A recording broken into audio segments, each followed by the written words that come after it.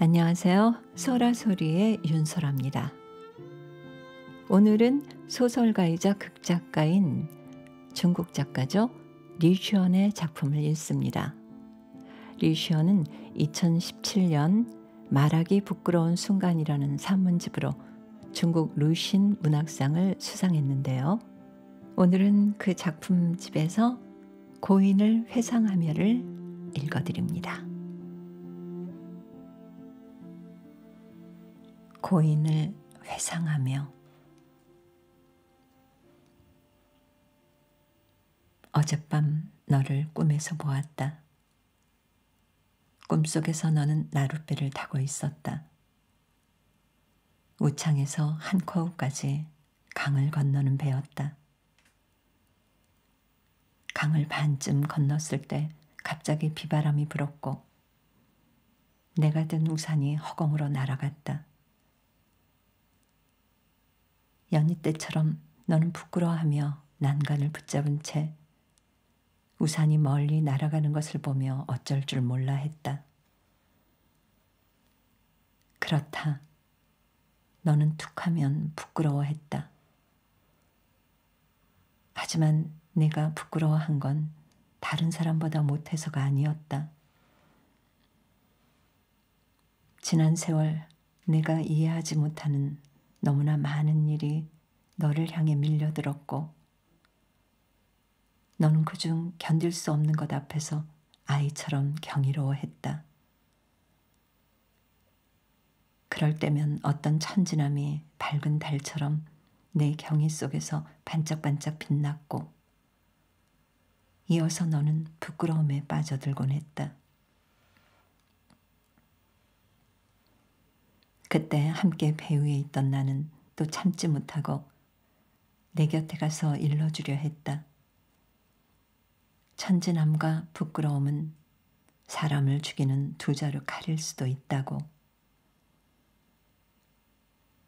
바로 그때 갑자기 내가 꿈을 꾸고 있다는 생각이 들었고 잠시 멍해진 틈에 너는 온데간데 없이 사라졌다. 깨자마자 정신이 몽롱할 때에는 내가 등진 속세에 있지 않고 꿈속에 그 양철 배 위에 서 있는 듯 했다. 나중에 완전히 정신이 들고 나서야 너와 나룻배를 내가 짜집게 했다는 걸 깨달았다.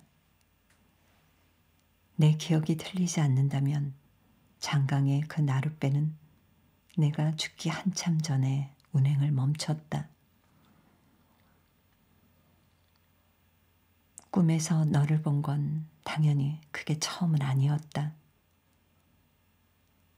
그전에도 너는 내 꿈속에서 강뚜기를 환호하며 달리기도 했고 쓰려는 이야기를 내게 들려주기도 했고 경극 속 노래를 부르기도 했다. 나는 그 꿈들을 대부분 전국 각지의 여인숙에서 꾸었다.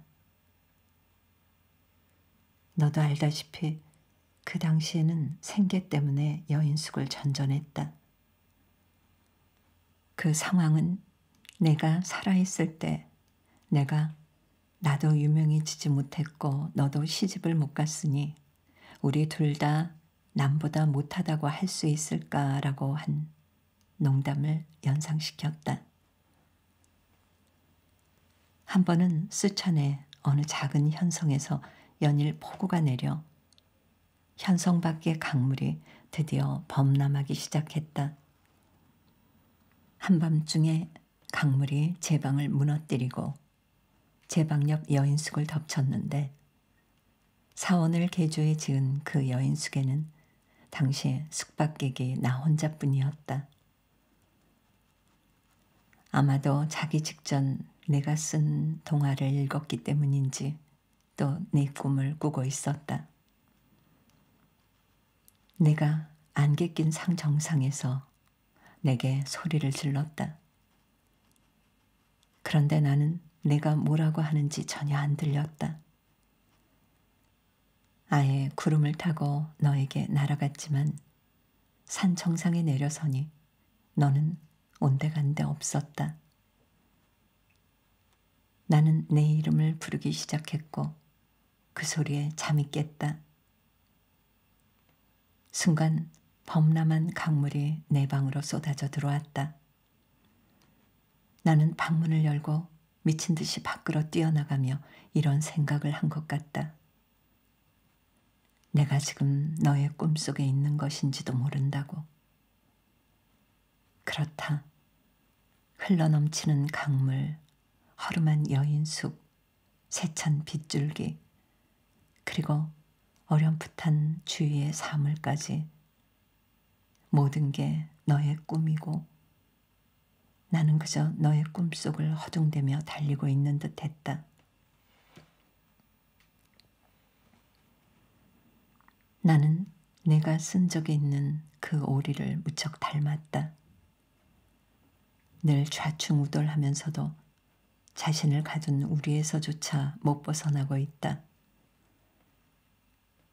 고백하건대 내가 쓴 그 오리에 관한 이야기는 안데르센 이후 내가 읽어본 가장 훌륭한 동화다. 한 오리가 식당에 우리에 갇혀 도살되기만 기다리고 있다가 어느 소녀에게 구조된다. 둘은 그때부터 함께 지내면서 서로 싸우기도 하고 좋아하기도 한다. 그러다가 이야기가 끝나갈 때 오리의 친구들이 찾아와 같이 가자고 했지만 오리는 거절하고 소녀와 계속 같이 사는 걸 택한다. 이때 소녀는 자유로워질 기회를 잃는다는 생각은 안 들어? 넌 알아야 해. 사람들 속에 있으면 넌 영원히 진정한 자유를 얻을 수 없어 라고 말한다.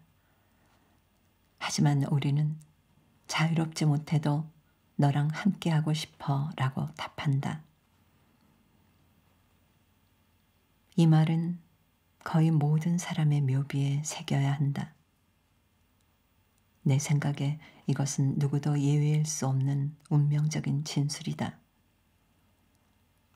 이 세상에서 장작과 쌀이든 기름과 소금이든 또 은원과 이치든 간에 서로 부자유하게 함께하지 않는 게 있을까?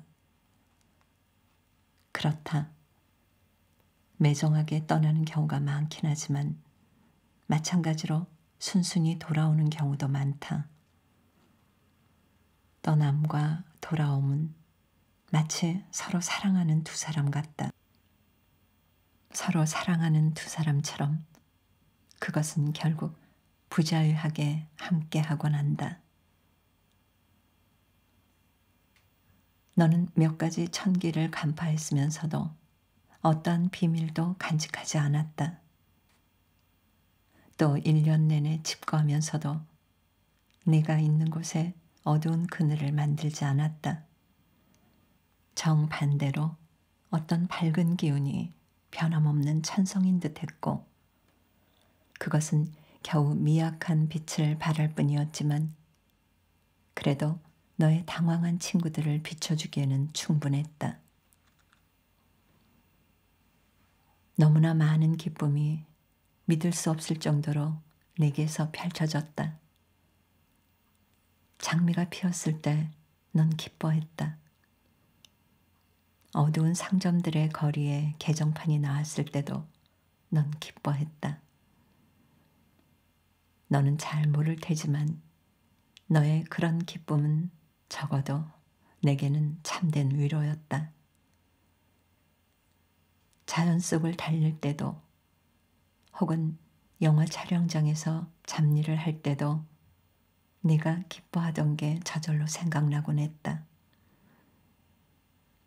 어쩌면 어느 날엔가는 나도 그 모든 망상과 곤경에서 벗어나 너처럼 꽃을 심고 풀을 심는 것만으로도 몇 권의 동화와 한 권의 보르헤스만으로도 많은 기쁨을 얻을 수 있을 것 같았다.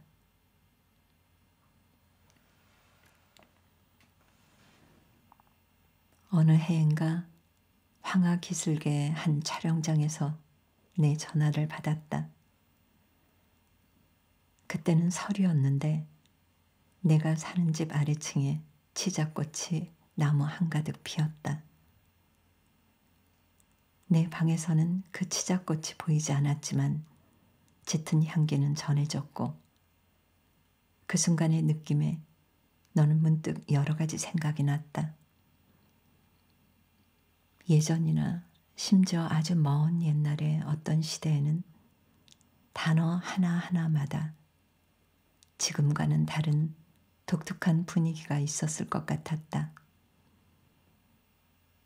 예컨대 국가와 민족, 또 산해경과 도처의 이재민이 가득하다 같은 단어마다 다 그랬을 것 같았다. 내가 미처 대답하기도 전에 너는 이미 답을 찾았는지 흥분해서 분명히 그랬을 거야, 분명히 그랬을 거라고 소리쳤다. 그때는 저물녘이어서 황하가 온통 금빛으로 출렁였다. 전화를 끊자마자 제작자에게 지청구를 듣기는 했지만 그래도 너 같은 사람과 같은 하늘 아래에 있기에 아무리 치욕스러워도 어쨌든 살아갈 만하다는 생각이 들었다.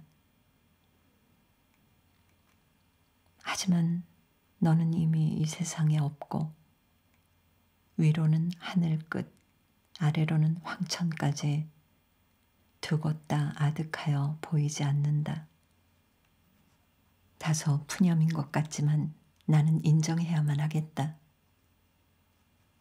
비밀스럽고 반짝이며 서로 진실한 마음을 내보이던 호시절은 이미 가버려서 다시는 돌아오지 않는다는 걸. 때로는 만취하고 때로는 낙담하며 나는 계속 이 세상에서 살아가고 있다. 수없이 떠들며 농담을 하다가도 불쑥불쑥 내가 떠오르곤 한다. 경국 속 노래를 부르던 내 모습과 이야기를 들려주던 내 모습이 그럴 때면 농담을 하고 있는 내가 후회스럽기 그지없지만 1분만 지나면 또 스스로를 용서한다. 내가 마음을 거스르며 산다고, 나와 그 모든 농담이 부자유하게 함께한다고 넌 생각하겠지. 이런 까닭에 꿈속뿐만 아니라 물러서려야 물러설 수 없는 현실에서도 자주 너를 본다. 내가 생전에 살던 동네를 지날 때도, 강미 터널을 지날 때도, 심지어 치자꽃이 필 때도 너를 본다. 너는 허공에서 불쑥 나타나기도 하고 그냥 가만히 서 있기도 하지만 미소를 띤 채 아무 말도 하지 않는다. 나는 미친 듯이 내게 달려가진 않는다. 대신 기쁜 눈으로 너를 주시하며 내가 사라지기를 기다린다. 앞으로 내게 펼쳐진 길을 나는 계속 서둘러 나아갈 것이다. 하지만 너도 알고 있듯이 그 좋았던 나날은 그림자처럼 나를 따라다니며 언제라도 나를 후회하게 할 준비가 되어 있을 것이다. 그것은 정말로 반짝반짝 빛나던 날들이었다. 걸핏하면 비행기나 기차에서 내리자마자 다들 모여있는 작은 식당으로 허겁지겁 달려가곤 했다. 남들에게는 이상하게 들릴 테지만 우리는 덥고 연기 자욱한 식당 안에서 시를 읽었다. 실비아 플라스, 엘리자베스 비숍, 로버트 프로스트, 라이너 마리아 릴케 같은 훌륭한 시인들의 훌륭한 식구를 나는 너의 암송을 통해 처음 듣고 읽었다. 다소 부끄럽지만 그렇게 오래 글을 쓰고 시를 읽었는데도 나는 너로 인해 처음 진실한 시적 정취를 가까이에서 느꼈다. 그 시적 정취는 결코 아득한 곳에 있지 않았고 마치 식어가는 안주와 타오르는 화롯불처럼 바로 내 눈앞에 있는 듯했다. 전부 더 이상 소박할 수 없는 사물이면서도 어떤 사자 후의 한순간이거나 호련히 승천하는 것들의 일부였다. 말수적은 너의 여자친구도 속에서 뭔가가 깨어난 듯 술기운을 빌려 일리아 카민스키의 시를 암송했다. 내가 죽은 자를 위해 말한다면 몸속의 이 짐승에게서 떠나야 하고 같은 시를 되풀이해 써야 한다. 빈 종이는 그들이 투항하는 백기이므로. 어둠 속에서 눈이 내렸다. 식당에 때 묻은 유리창 너머로 밖을 보았다. 고양이 한 마리가 처마 밑에 웅크리고 있었고 과일 노점상이 한창 사과를 닦고 있었다. 조금 더 멀리서는 손에 동상이 난 미용실 아가씨가 남자와 시시덕대고 있었고 막 물건을 훔친 도둑이 전봇대를 붙잡고 정신없이 헐떡이고 있었다. 이 평범한 장면들로 인해 나는 시가 자라나고 있다는 느낌을 받았다. 이것이야말로 내게 가장 감사하는 일이다. 시를 암송하면서 너는 내게 일깨워 주었다. 눈앞에서 천재지변이 일어나더라도 이 세상은 동시에 천재지변 이외에 또 다른 부분을 보여준다는 것을. 만물은 나와 뒤엉켜 있지만 각기 소리를 갖고 있다. 내가 맹목적으로 뒤쫓거나 정면으로 무릎 꿇지 않고 꼿꼿이 서서 겸손하게 보고 귀 기울이면 그 침묵의 소리와 그윽한 그림자는 나로 인해 깨어날 것이다. 나는 장강 기슭의 그 작은 동물들도 잊을 수 없다. 겨울에 강뚜기 나무들은 잎이 거의 시들었지만 공기는 청량하고 햇빛이 차가운 강물 위를 비추고 있었다. 우리 몇 명은 함께 강둑에 내려가 강 둔덕에 세워진 잔교 배를 향해 걸어갔다. 걸어가며 너는 뭐가 그리 기쁜지 깡충깡충 뛰었다. 그리고 그렇게 많은 동화를 쓴 게 정말로 당연해 보였다. 짧은 거리였는데도 바짝 마른 관목 숲에서 계속 작은 동물이 튀어나와 내게 달려들었다. 산비둘기와 다람쥐도 있었고 수탉과 들깨도 있었다. 너는 누구에게도 소홀히 대하지 않았다. 손을 흔들어 주기도 하고 먹이를 주기도 했다. 아기 다람쥐에게도 허리를 숙이고 한참 눈을 마주쳐 주었다. 아기 다람쥐가 멀어지고 나서야 깔깔 웃으며 허리를 펴고는 살짝 의기양양한 표정을 지었다. 그러고 나서 너는 계속 의기양양하게 걸어갔고 나는 네 뒤를 따르며 이런 생각을 했다. 너처럼 이렇게 분명하면서도 무의식적으로 어른이 되기를 포기한 사람이 또 있을까? 어른이 되기를 포기했기에 여러 사물의 어두운 면이 내 삶에 밀어닥치지 않았고 그래서 사람들이 무시하는 다람쥐도 너와 평등하게 눈을 마주칠 수 있었다.